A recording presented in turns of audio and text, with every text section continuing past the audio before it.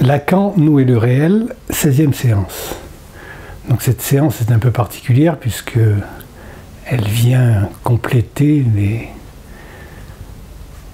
les errements acoustiques de la dernière séance, de la séance 15, où un petit problème technique, comme on dit de manière très pudique, hein, on bouche un trou en disant ça, un petit problème technique, a empêché une partie du séminaire d'être audible et aussi on a dû sacrifier une partie de ce qui devait être dit pendant ce séminaire. Vous écoutez? Oui, mais est-ce que vous y attrapez un petit quelque chose qui ressemble à du réel? Dans la difficile tâche de vous faire entendre ce soir, disons, quelque chose. On entend? On n'entend pas. Et comme ça, entend-on. Ça va?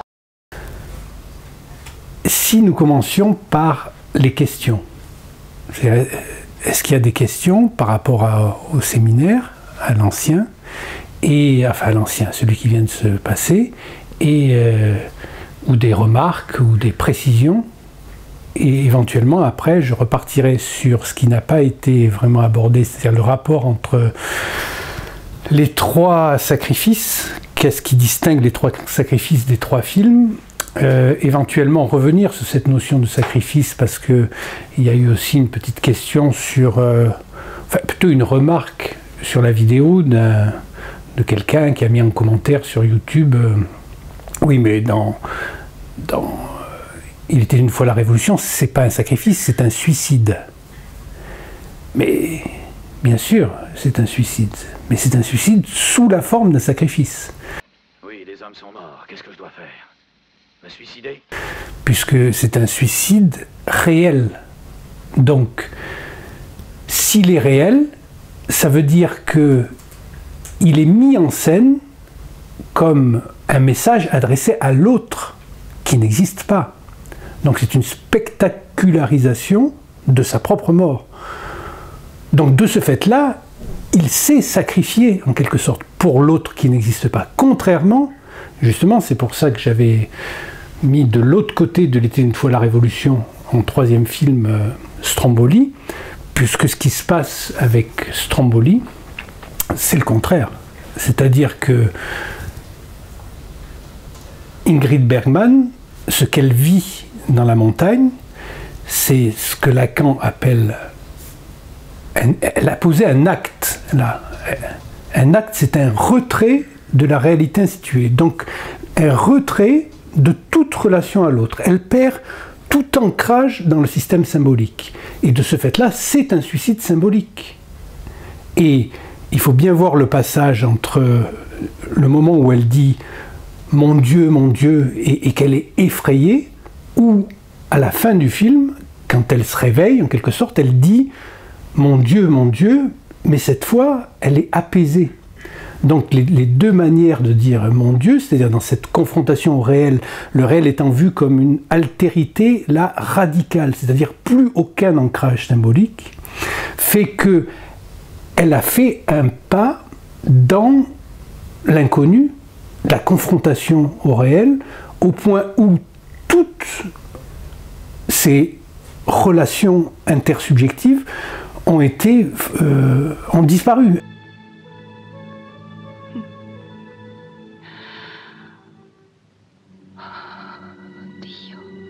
La société de production RKO qui avait produit le film pour Rossellini aux États-Unis a imposé une fin américaine, entre guillemets, qui n'a rien à voir avec la fin de Rossellini, puisque pour Rossellini, ça s'arrête là, et en fait, pour lui, il dit, à partir de ce moment, il s'est passé quelque chose pour elle, et c'est là où on fait la différence entre une action et un acte. Hein. Une action, faire quelque chose, c'est pas un acte.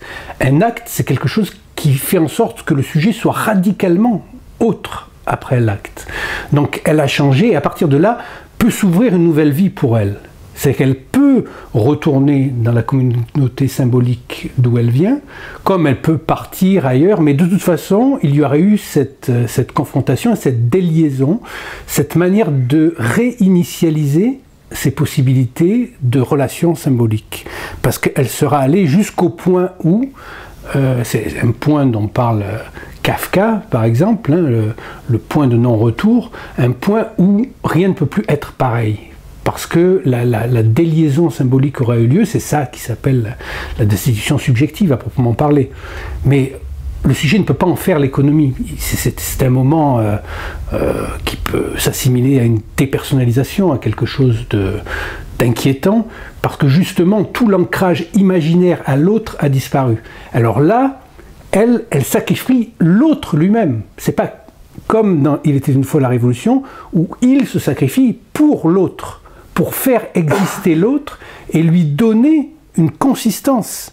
De cette manière-là, il conforte l'autre, en quelque sorte, pour ne pas assumer sa propre... l'inexistence de l'autre, la prendre sur lui. C'est quelque chose qu'on retrouve souvent. Hein.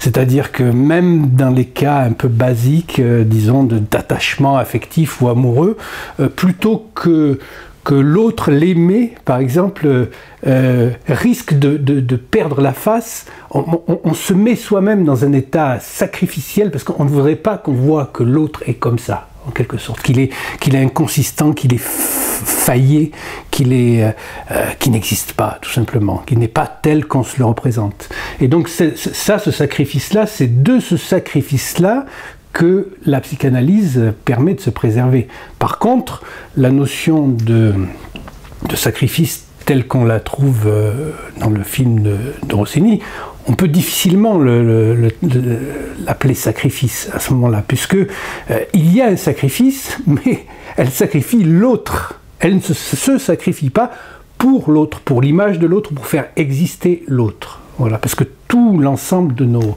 problèmes sur Terre sont issus de notre manière imaginaire, symbolique et réelle de traiter avec l'autre. Donc la psychanalyse est cet apprentissage, mais apprentissage au sens premier du terme, hein, c'est-à-dire il y a quelque chose de l'ordre d'un apprenti, on est obligé d'y mettre sa peau sur la table pour apprendre quelque chose. Hein. C'est pas comme on apprend à l'université où il suffit de faire marcher un peu ses méninges et pour répondre correctement à ce qui vous est demandé par les profs. Là, vous êtes obligé de faire quelque chose, c'est un acte, la parole. Et donc, vous mettez en scène la manière dont déjà vous interférez avec l'autre. Comment l'autre imaginaire est-il cet autre qui ne doit rien savoir, ou au contraire celui qui sait tout? Parce que l'autre peut prendre plusieurs figures, et donc c'est dans ce rapport à l'autre que nous nous situons tout le temps, puisque je ne peux pas exister seul sans l'autre, puisque l'existence elle-même, elle est marquée du fait de l'autre en tant qu'il pourvoit aux mots avec lesquels je peux parler. Il y a toujours eu cette transmission, cet autre-là qui préexiste à mes possibilités locutoires et donc aux possibilités de mon sujet. Hors de mon sujet, je ne suis tout simplement pas humain. Donc il n'y a pas de possibilité pour nous de nier l'autre, de s'en libérer. Alors bien sûr que, on va le voir peut-être un peu plus tard, quand vous allez poser vos questions ou pas, mais j'ai aussi raccordé la psychanalyse lacanienne, mais pas seulement en fait, parce que Freud déjà, il est là-dedans, même si je le soupçonne de connaître Hegel, parce qu'on retrouve chez lui des formules qu'on ne trouve que chez Schelling, par exemple. Je ne vois pas comment il aurait pu lire Schelling et pas Hegel. C'est impossible. Donc, il est imprégné, parce que c'est la langue allemande elle-même qui porte ces signifiants-là. Donc, la langue allemande fait que l'inconscient parle allemand, originellement. C'est dans cette langue-là que l'inconscient est né. Et ce qui fait la grandeur de Lacan, justement, et qui n'a encore malheureusement pas d'équivalent dans d'autres langues, c'est que lui a réussi à faire en sorte d'intégrer l'inconscient dans la langue française. Donc sa prosopée, son discours, sa manière de tourner autour comme il fait, qui rend certains complètement dingues et qui les dégoûte de la lecture de Lacan. Il y en a même qui ont l'ambition, entre guillemets, c'est-à-dire, je dirais, la bêtise, comme je crois que c'était, je sais plus qui, bon, peut-être Solers, qui disait il faut traduire Lacan en français. Solers. On rit. Et Lacan, lui, il a réintroduit la possibilité de l'inconscient dans la langue. Et de cette manière, la psychanalyse aujourd'hui, on dirait, elle est franco-allemande essentiellement, bien qu'elle soit largement présente, par exemple, en Amérique du Sud, mais il n'y a pas un auteur espagnol ou un psychanalyste espagnol ou un psychanalyste portugais qui a réussi à reprendre l'inconscient à l'intérieur de sa propre langue et d'en faire justement la langue avec son inconscient. Donc la langue de Lacan, c'est ce qui, pour nous, nous avons cette chance-là de pouvoir le lire en français, mais je me demande, enfin ça c'est une digression, mais comment, enfin on voit bien dans les pays de langue anglaise, par exemple, dans les anglophones, comment ils lisent Lacan. Je pense qu'ils passent la plupart du temps à côté de ce que j'entends, de l'essence même de l'analyse. Alors, il y aurait une possibilité, c'est effectivement de revenir sur Hegel. Parce que je pense que sur la lecture de Hegel, on a les fondements même de la dialectique, et donc à partir de là, de ce qui sous-tend la logique inhérente à l'inconscient, avec la dialectique. Mais peut-être que là, je m'aventure peut-être de manière un peu trop abstraite, vous avez peut-être des questions.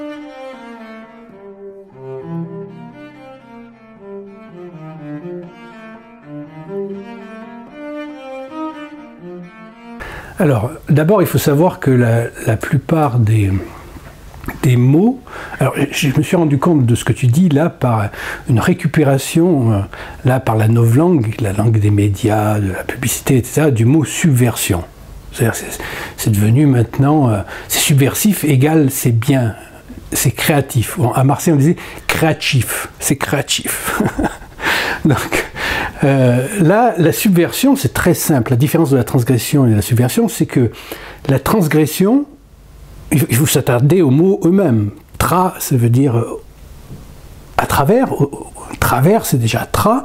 Donc, une limite. On transgresse, on graisse, on va à travers une limite. Donc, ça veut dire qu'on pose une limite et on va au-delà.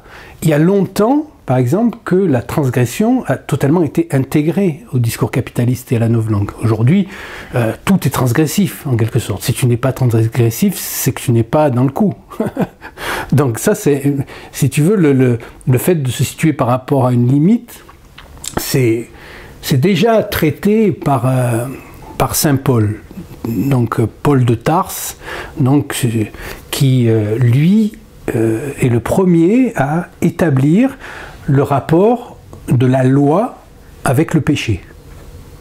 C'est-à-dire qu'il met en scène, il exprime très clairement que s'il y a une loi c'est une limite. Hein, c'est pour ça que je ne perds pas mon idée. La transgression, c'est une ligne, une limite, et le péché, c'est la transgression de cette limite. Tu ne dois pas faire ça. Si tu le fais, tu as transgressé. Et donc lui, il explore déjà le fait que d'instaurer le régime de la loi, c'est inciter à sa transgression. C'est-à-dire la transgression est toujours inscrite a priori dans le fait d'établir une loi. Bon, c'est un texte célèbre de Marx aussi, hein, je l'ai mis plusieurs fois en ligne sur la loi et sa transgression et ce que la loi permet de produire. Hein. Ça, c'est très intéressant. Mais la subversion, ce n'est pas ça. Parce que subversion, ça veut dire verser dessous. Donc, ça veut dire retourner les choses pour voir comment elles sont faites par-dessous. Quand tu retournes un gant, par exemple, pour voir comment le gant est cousu, eh bien, ça, c'est un acte de subversion. Donc, l'emploi, disons, officielle de la novlangue, là, avec Subversion, est entièrement détournée de son sens, puisque, justement, c'est jamais pour voir comment c'est fait par en dessous, comment les choses s'agencent par en dessous. Hein. Donc, par exemple, transgression et subversion délimitent deux champs particuliers, comme le mot révolution. Hein. Le mot révolution, originellement, c'est faire un tour sur soi-même. C'est une métaphore stellaire au départ, planétaire. Une planète fait une révolution sur elle-même, elle revient à la même place. Donc c'est ça que ça veut dire, révolution.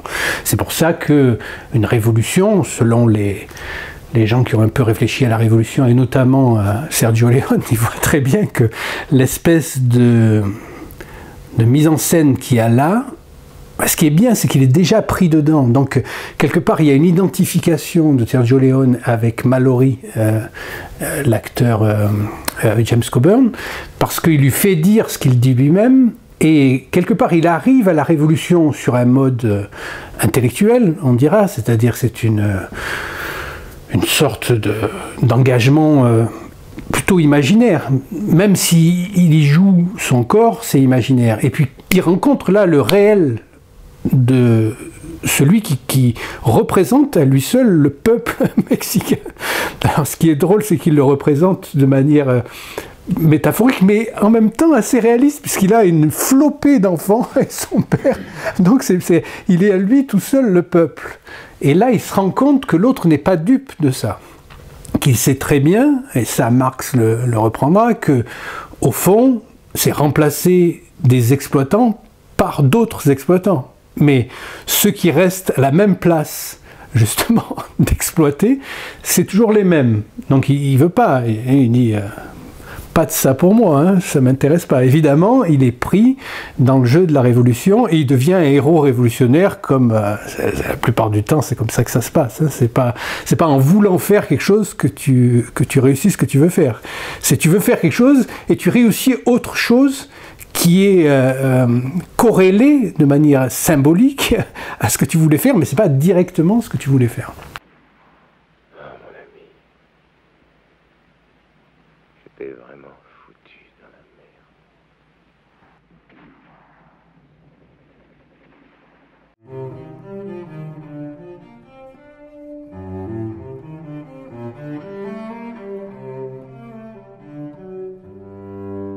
Tu définis là exactement ce qui s'appelle le fantasme.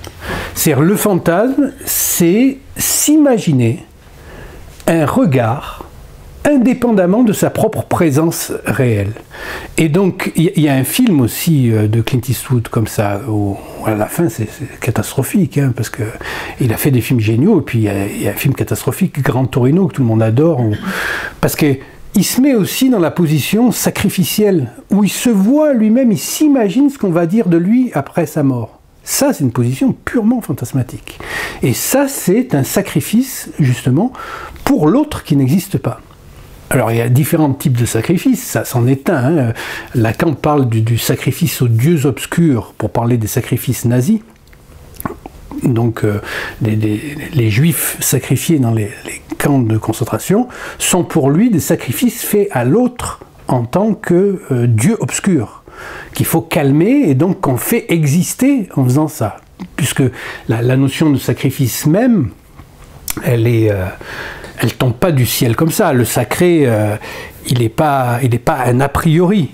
C'est dans la contingence même de l'ensemble des opérations que le sujet doit faire pour être inclus d'abord dans sa propre famille, puis dans une communauté et éventuellement dans une société, qu'il est censé sacrifier une partie de sa jouissance. Donc je ne dis pas que le sacrifice c'est mal ou que c'est quelque chose d'absurde, je dis que c'est une certaine manière insu du sujet, c'est la définition de l'inconscient, un savoir qui ne se sait pas lui-même, qui va conduire à des comportements sacrificiels sans qu'il y ait une prise de conscience des déterminations du sujet de ces conduites-là.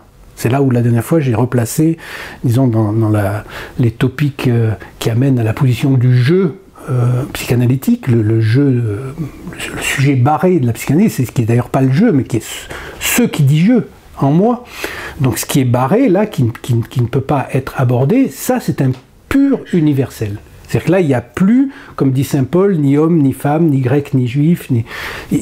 C'est un universel. C'est là où le sujet lui-même, en tant qu'il traverse ces phases, atteint à un universel. C'est un universel singulier, c'est-à-dire c'est l'universel auquel nous avons accès. D'ailleurs, c'est le seul réel, puisque ce séminaire est centré sur le réel de Lacan, c'est le seul réel auquel nous avons accès.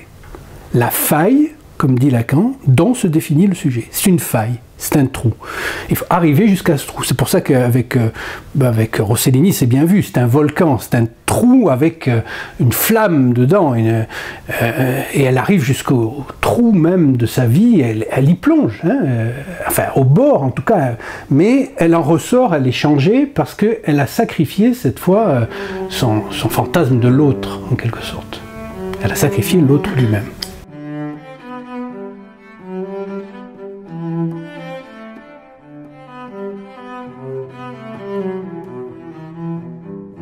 Il y a toujours une médiation. C'est-à-dire que là, par exemple, le couple entre l'éthique et la jouissance, c'est ce qui permet d'envisager cette notion de sacrifice, non pas comme une mise en faillite de sa position subjective, mais au contraire, une sortie de la position sacrificielle. C'est-à-dire que c'est là où il s'agit de sacrifier le sacrifice lui-même. C'est-à-dire aller au bout, c'est arriver à sacrifier le sacrifice. Alors qu'est-ce que ça veut dire? Ça veut dire que la jouissance, telle qu'on l'aborde, on a l'impression que c'est le mal absolu. Alors effectivement, du moment que c'est un insu et qu'il n'est pas questionné, qu'il n'est pas repris en compte par le sujet, effectivement, on peut considérer que c'est le mal absolu.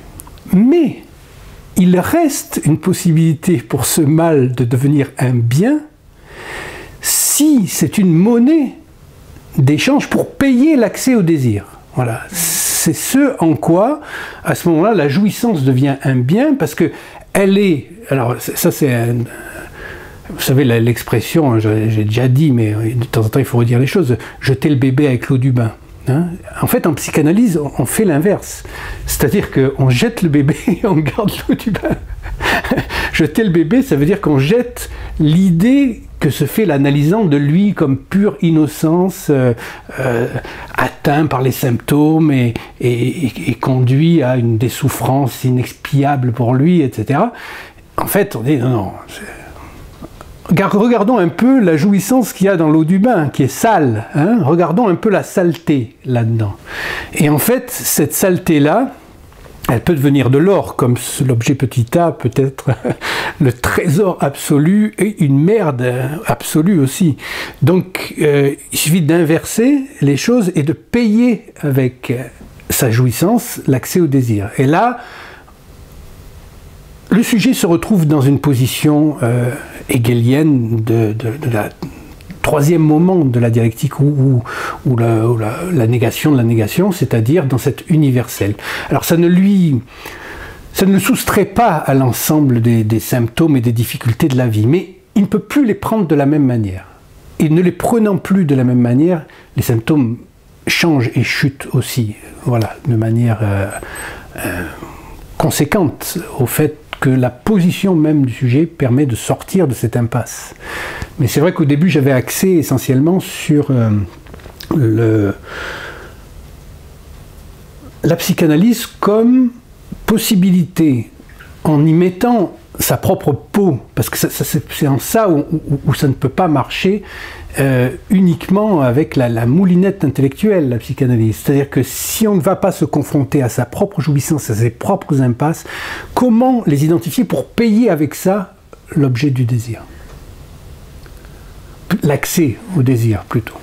Puisque le désir est déjà là, embouti dans la jouissance. Hein, et c'est en ça, justement, où je voulais faire ce retour à Hegel, parce que aujourd'hui, ça paraît même étonnant à quel point ce qu'on appelle la réalité est quelque chose qui semble déjà constitué pour nous.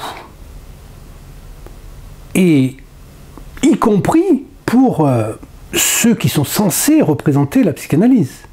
C'est pas contre eux que j'en ai. Moi, je m'en fous de Miller. Ils ne m'intéressent pas, ces gens-là. Mais en tant qu'ils représentent la psychanalyse et qu'ils en sont à faire des pétitions contre Marine Le Pen, etc., je me dis, mais là, qu'est-ce qui s'est perdu de la véritable subversion analytique, justement? C'est-à-dire de ne pas considérer la réalité comme s'imposant de l'extérieur, mais comme quelque chose qui est posé par le sujet. Et ce en quoi la psychanalyse est absolument conforme à cet acmé de la philosophie qu'est l'idéalisme allemand, hein, avec Hegel en pointe de diamant. Parce que c'est le seul qui arrive, grâce à son outil dialectique, à cette conclusion-là. On peut dire que Descartes y arrive aussi d'une certaine manière, mais de manière très empirique et sans pouvoir le formaliser comme ça. Mais c'est déjà quelque chose qui court de Descartes à Kant jusqu'à Hegel, et donc nous sommes là sur la crête des possibilités de la liberté de l'homme. Et c'est complètement trahi par le fait qu'on considère qu'on partage tous la même réalité. Donc, quelqu'un qui représente la psychanalyse va se mettre à faire des pétitions, à soutenir tel candidat. Ça paraît totalement absurde. Et je voulais réinscrire là-dedans, parce que comment peut-on correctement conduire une cure, avoir des analysants, en ayant une position publique où on fait exister un tel grand autre de cette manière-là? C'est pas possible, ça semble absolument impossible. Donc il faut revenir un peu au signifiant, hein. Comme dit Lacan, nul ne peut me suivre s'il ne passe par mes signifiants. Alors on l'a vu la dernière fois, Hegel c'est un de ses signifiants majeurs, hein, pas seulement parce qu'il a suivi les cours de Koyev, mais aussi dans son analyse. Alors après on peut revenir, peut-être qu'un jour, ou la prochaine fois ou quoi, je ferai quelque chose sur la dialectique du maître et de l'esclave, parce que Lacan n'est pas trop d'accord là-dessus, mais il connaît ça parfaitement bien. Et donc de cette manière-là, il permet à la possibilité, il offre la possibilité au sujet de se saisir de lui-même en tant que définitivement autre, en quelque sorte. Mais c'est vivable. Il y a une possibilité pour ça. C'est l'histoire de la liberté qui est inscrite dans cette ligne-là qui comprend Descartes, Kant, Hegel et Lacan aussi, Freud bien sûr, hein, qui ouvre la possibilité lacanienne, mais Lacan, il est l'acmé en ce moment de manière très concrète et pratique de se rendre compte de comment le sujet peut accéder à sa liberté. Donc à la possibilité de prendre en compte son aliénation. La jouissance, c'est une aliénation. Voilà. Et avant de se libérer d'une aliénation, le mouvement précédent, c'est s'en rendre compte. C'est-à-dire prendre la mesure de son aliénation, connaître sa jouissance. Sans ça, c'est impossible. Comment vous pouvez sortir d'une prison si vous ne savez même pas où sont les barreaux? Donc la psychanalyse, c'est ce qui permet justement de se rendre compte de l'aliénation, et dans un premier temps, la réconciliation avec cette aliénation. Ça a un sens, cette aliénation. C'est pas pour rien, c'est pas une malédiction. Enfin, si, d'une certaine manière, oui. Au sens étymologique, c'est que des choses ont été mal dites. Et donc, ça crée une forme de prison, hein, le fait que ce soit les mauvais mots qui soient utilisés. Mais il y a une possibilité de sortir de là en nommant plus précisément les choses qui me concernent en tant que sujet. Et donc je me confronte à ma propre jouissance.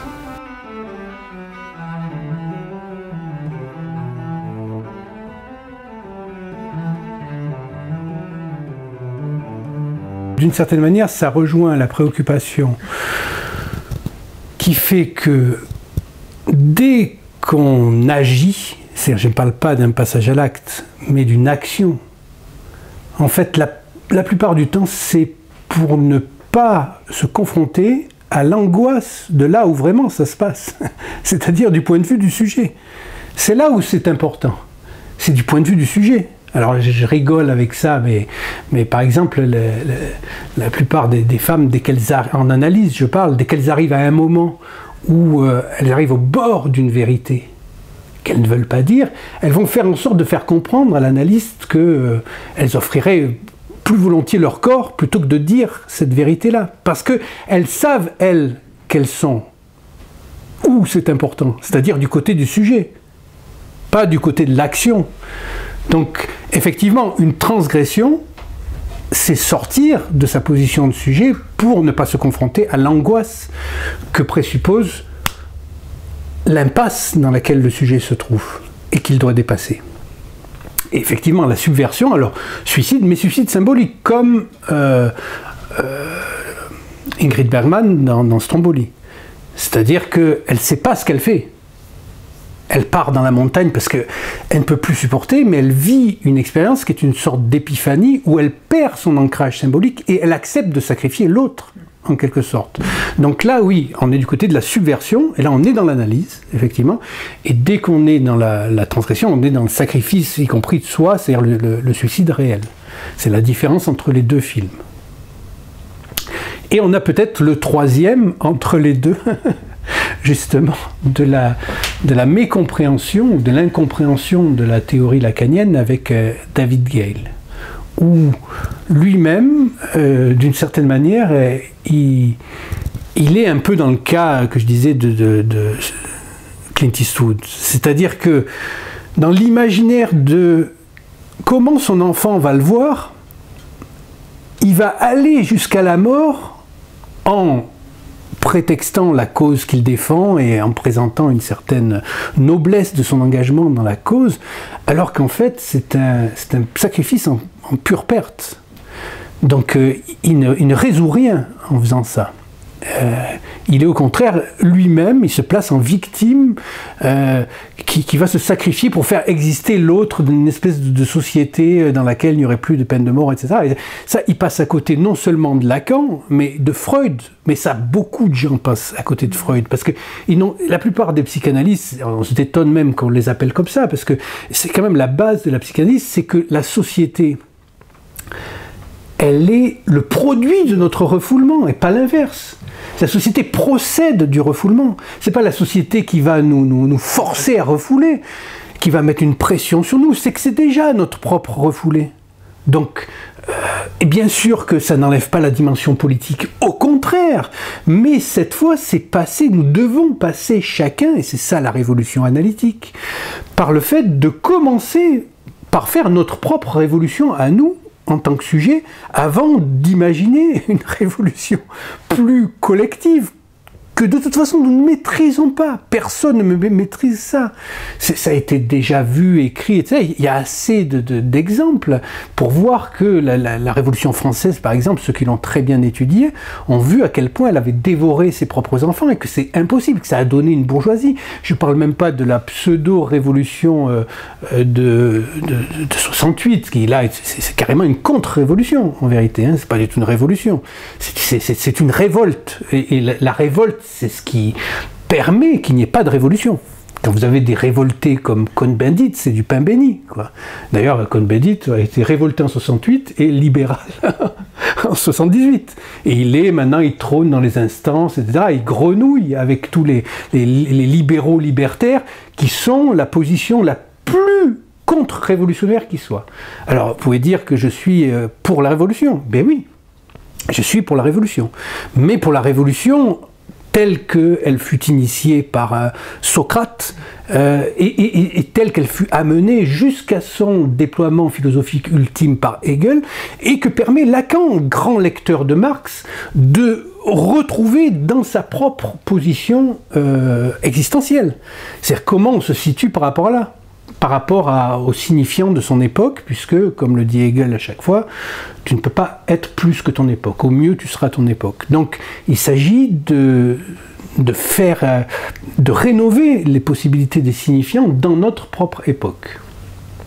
Alors ces trois films nous amènent peut-être dans des considérations un peu lointaines sur la politique, mais c'est très lié, puisque David Gale, justement, alors on a été une fois la Révolution, on voit la Révolution au Mexique, ensuite on a David Gale, c'est quand même un problème majeur aux États-Unis, comment... Aujourd'hui, on dit oui, les Américains, etc. Mais comment peut-on partager avec les Américains qu'un gamin de 14 ans puisse aller sur une chaise électrique? C'est impossible. On ne peut pas dire que c'est nos valeurs, ça. Nous n'avons pas ces valeurs-là. Nous ne sommes pas Américains. C'est pas vrai. Et eux-mêmes, qui sont-ils? Donc c'est éminemment politique, parce que en ce moment, tout dépend des États-Unis. Même ce qui infuse dans nos universités, dans nos écoles, dans les programmes scolaires de mon fils qui était en moyenne section, il y avait la gender theory de Judith Butler, qui arrive directement dans les programmes où il faut apprendre aux enfants que deux poissons garçons peuvent aller l'un avec l'autre alors qu'ils ne savent même pas encore lire. C'est l'idéologie à l'état pur. Et nous n'avons rien à voir avec ça. C'est-à-dire qu'il faut revenir quand même, la dimension politique, c'est de savoir au minimum à partir de quel signifiant nous nous plaçons pour réfléchir les possibilités justement de vivre ensemble.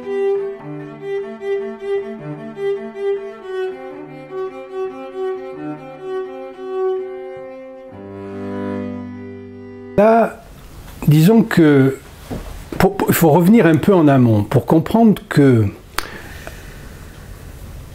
la théorie psychanalytique, elle est au départ, telle qu'elle est énoncée par Freud, comme mettant en scène l'inadéquation entre l'appareil psychique, c'est-à-dire la manière dont les pensées nous viennent, et la réalité. Donc Freud, il montre que, en fait, il y a un problème entre la manière dont les pensées nous arrivent, comment on pense, et la réalité. Alors il met en place, le premier Freud, une opposition entre principe de plaisir et principe de réalité. C'est que dans le premier Freud, ça, parce qu'après il va revenir là-dessus, notamment avec la découverte de la pulsion de mort. Mais, donc, là on rejoint d'une certaine manière un tout petit peu l'idée de sacrifice, parce que l'appareil psychique, il vit sur un mode du plaisir. C'est-à-dire que le petit sujet va chercher, va obéir à ce qui lui commande un certain plaisir. Mais quand il va se confronter à des obstacles dans la réalité, alors Freud, là, il appelle ça le principe de réalité. Mais en vérité, on va se rendre compte que le principe de réalité et le principe de plaisir, c'est la même chose. Mais sauf que les plaisirs sont différés. Je ne peux pas jouir tout de suite. Je suis obligé de sacrifier une partie de la jouissance maintenant. C'est-à-dire que je ne vais pas bouffer tout le paquet de bonbons d'un coup. Voilà. Je vais juste en prendre 3, j'en laisse 3 pour plus tard et ça va me faire quelques jours. Donc, j'obéis à un principe de réalité. C'est-à-dire que la première fois, vous savez, quand les gens travaillent, moi j'avais un de mes meilleurs amis son père avait une petite entreprise de bonbons, et donc il a travaillé avec lui. Évidemment, les pâtissiers aussi, ils faisaient ça avant. Dès que l'apprenti venait, il lui disait « mange tout ce que tu veux ». Et donc évidemment, les enfants, ils s'empiffrent un truc, ils se rendent malades à crever. Et après, donc à partir de là, c'est terminé. Ils ont acquis, ils ont compris un truc, et donc le principe de réalité, ça va être juste de différer les plaisirs pour mieux jouir, en quelque sorte. Mais on reste quand même pris dans un type de cercle que ferait le principe de plaisir, principe de réalité, avec une réalité extérieure. Or, ce que découvre Freud, avant Lacan, avec cette pulsion de mort, c'est que ce qui fait obstacle à l'infinie circulation du principe de plaisir devenu principe de réalité, mais qui est en fait juste le fait de différer les plaisirs, n'est pas extérieur. Il est interne au psychisme lui-même humain. Et c'est ça que Lacan nommera objet petit a. C'est-à-dire que si on laissait le psychisme faire, en fait, sa limite, elle n'est pas extérieure, elle est interne à lui-même. C'est pour ça qu'on rejoint l'idéalisme allemand avec le fait que la réalité est posée de l'extérieur. Donc, ce que découvre là Freud, c'est par-delà le principe de plaisir, c'est-à-dire quelque chose que Lacan appellera la jouissance, qui est une chose à laquelle le sujet ne cède jamais et qui va au-delà de ses intérêts propres. Autant le petit garçon qui s'empiffe de pâtisserie, au bout d'un moment, il va comprendre que son intérêt, c'est pas d'être malade tous les jours, donc il va se calmer. Autant là, il y a quelque chose qui semble immortel, une donnée immortelle, et c'est là où je fais un pont avec la reconnaissance chez Hegel. C'est-à-dire quelque chose qui, en moi, est plus que moi-même, et me signifie au-delà de tout, et fait que je ne suis pas uniquement dans la survie biologique. Aujourd'hui, on s'imagine que tout est de l'ordre d'une survie biologique, etc. Mais non, ça, c'est l'idéologie de merde, parce qu'il faut le dire, c'est une idéologie de merde qui commence avec Tarantino et c'est Inglourious Basterds, où il n'y a plus de résistance, il n'y a plus rien, parce que justement, ce qui fait que je peux sacrifier cette fois quelque chose qui est de l'ordre de mon imaginaire pour sauver mes camarades. C'est quelque chose qui compte plus que tout. Et Hegel, lui, l'appelle ça reconnaissance. Reconnaissance d'être humain. C'est-à-dire ce qu'il y a entre deux personnes et qui différencie le genre humain du genre animal, que j'ai expliqué l'autre fois avec le chien ou dans le désert, les gouttes d'eau dans le désert. C'est-à-dire, au fond, il y a quelque chose qui, en moi, est plus que moi-même. Ce quelque chose-là, c'est ça, l'objet petit a. Voilà. Et avec cet objet petit a-là, il y a un divorce consommé entre la réalité psychique, la réalité psychique et la réalité tout court. C'est définitivement pas connecté. C'est là où on peut d'ailleurs faire une petite aparté sur ceux qui disent freudo-marxiste, etc. C'est pas possible. Hein. C'est-à-dire qu'il faut être lecteur de Freud et lecteur attentif de Marx. On ne peut pas être freudo-marxiste, puisqu'il y a une opposition entre les deux. Parce que pour les marxistes, eux, ils rejettent la psychanalyse en disant oui, mais la réalité, en fait, c'est une réalité historique, sociale, etc. Donc, en fait, il y a une trahison des intérêts du peuple. Mais Freud fait déjà un pas de plus vis-à-vis de ça, ou un pas en retrait. C'est-à-dire qu'il dit que c'est pas là que ça se joue, c'est pas directement là. C'est-à-dire que c'est d'abord sur le plan des possibilités du sujet, et parce qu'il y a cette pulsion de mort. Et donc c'est à travers cette pulsion de mort et la gestion de cette pulsion de mort qu'il y a une possibilité d'accéder à un niveau de révolution.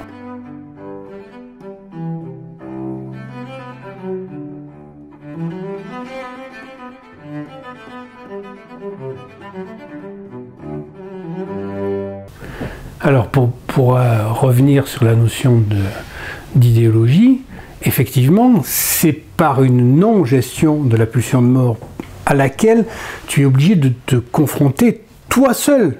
C'est-à-dire que c'est impossible de ne pas, de collectiviser la pulsion de mort. C'est-à-dire que tu es obligé de te rendre compte que c'est non seulement là où s'origine ta jouissance, mais par la répétition des symptômes, les scénarios qui se répètent. Hein, en analyse, on voit, c'est toujours la même chose qui se passe. Hein, avant de sortir d'un schéma de répétition, il y a du temps. Hein. Et donc, il n'y a pas de possibilité de sortie de cette pulsion de mort tant qu'il n'y a pas de possibilité de parler, de comprendre que cette pulsion de mort, elle est aussi à l'origine du désir, c'est-à-dire que l'indestructibilité, je ne sais plus parler, le désir est indestructible, ce sont les derniers mots de la Traumendeutung de Freud, de la science des rêves. C'est parce que le désir se prend directement sur la pulsion de mort. C'est-à-dire ce qui fait de nous, à proprement parler, des êtres humains, c'est que nous sommes des êtres de désir. Des êtres de désir, ça veut dire que nous sommes capables de gérer cette pulsion de mort, c'est-à-dire l'éternité en nous, de pouvoir en faire quelque chose. C'est pas la même chose, justement, que de la perpétuer dans une idéologie qui collectivise et rassure sur un mode de jouissance qui est devenu commun, avec le fait de prendre en compte sa propre pulsion de mort. Donc c'est la seule manière de lutter contre l'idéologie, il n'y en a pas d'autre, c'est de prendre en compte son désir basé sur sa pulsion de mort.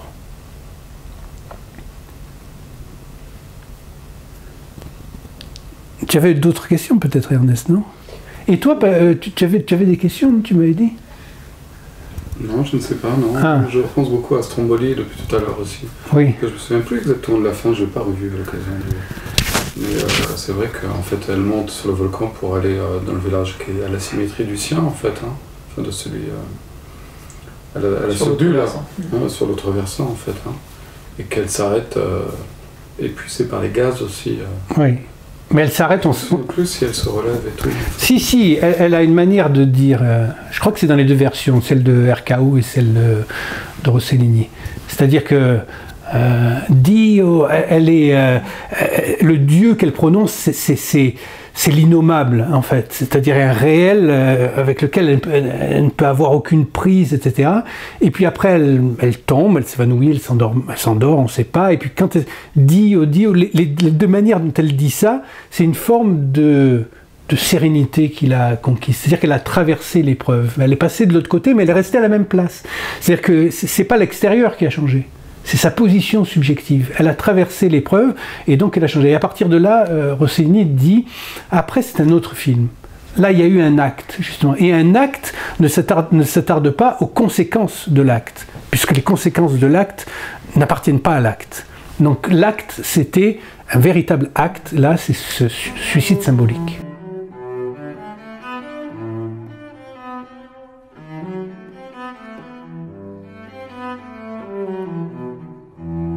Et c'est l'essence du sacrifice, en fait, qu'on retrouve même dans une lecture de Job, qu'on peut dire, de Job, c'est de donner consistance à l'autre, de lui permettre d'exister, de ne pas tomber dans la honte de n'avoir jamais existé, en quelque sorte. C'est pour ça que Lacan dit lui-même que non seulement Dieu ne sait pas qu'il est mort, mais il ne l'a jamais su.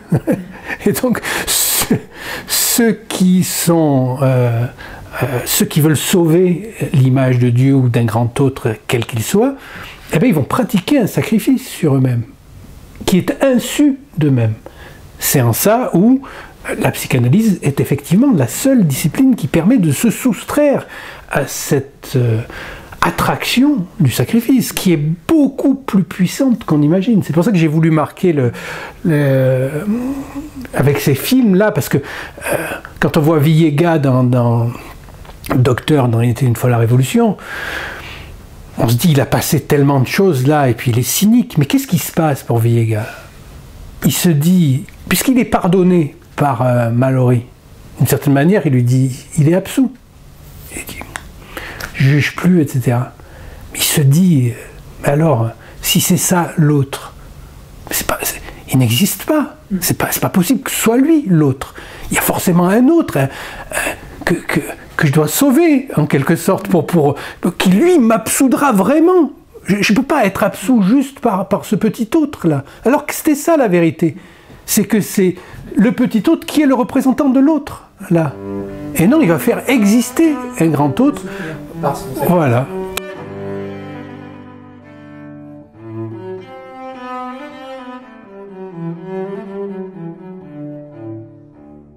Pour revenir là-dessus, c'est vrai que l'exemple de Merleau-Ponty, il est assez prégnant parce que justement, il permet avec ces trois termes. Donc le troisième, c'est ce qui vient occuper la place vide, justement, parce qu'il peut y avoir d'intersubjectivité que s'il y a un troisième terme.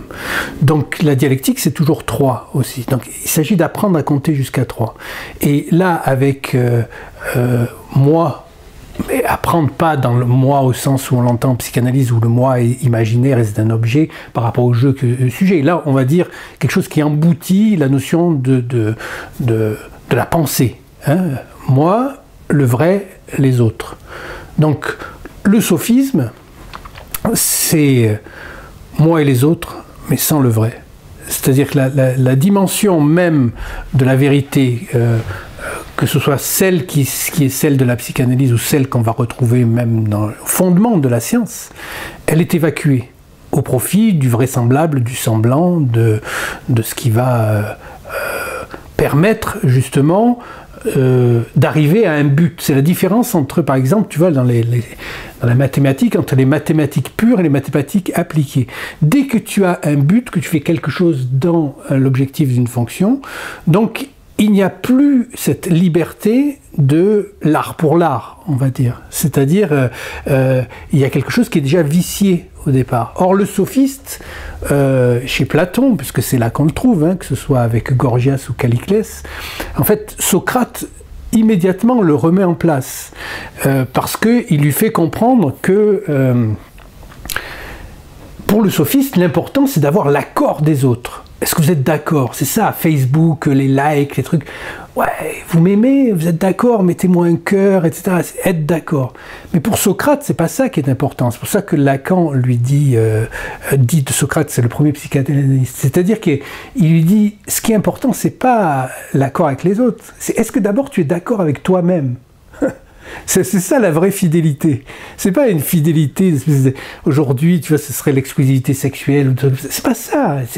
Est-ce que tu es fidèle à ton désir? Est-ce que tu es en accord avec toi-même? Selon quel protocole tu peux te mettre en accord avec toi-même? Et une philosophie qui n'est pas une philosophie qui questionne le sujet en tant qu'il est forcément en délicatesse avec ça, donc de Socrate à Hegel, en gros, eh bien, c'est du sophisme. Même si ça prend le nom de philosophie, ce n'est pas de la philosophie, c'est du sophisme. Et on peut dire que tous ceux qui s'appellent des philosophes ne le sont pas, ce sont des sophistes.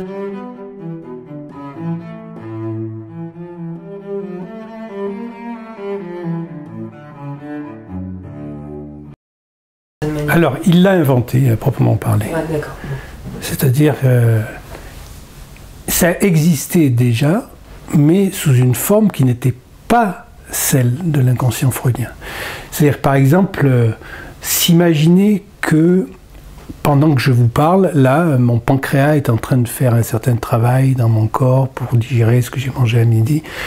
Ça, c'est la manière dont on pouvait se représenter l'inconscient. C'est-à-dire, il y a des choses que je ne sais pas que je fais.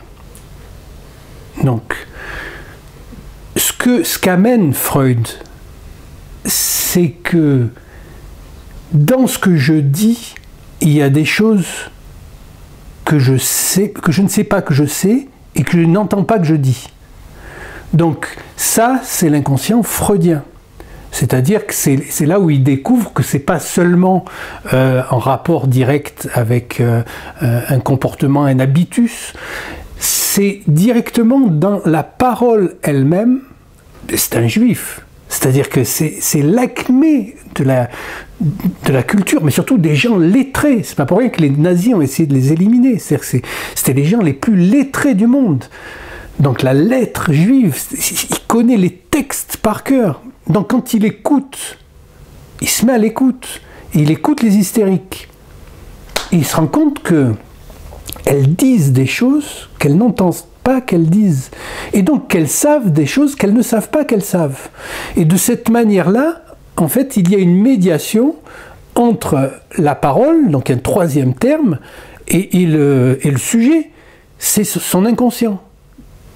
Mais même aujourd'hui, cette définition de l'inconscient, pour beaucoup de psychanalystes, ils tomberaient des nues. Parce qu'ils n'ont aucune idée de ce que c'est. Tout le monde parle d'inconscient. Une fois, j'avais entendu Miller, l'inconscient, aujourd'hui, tout le monde y croit. Mais lui, le beau premier, il n'y croit pas. Justement, il n'y croit pas, il ne le prend pas au sérieux. Sinon, il ne dirait pas autant de conneries.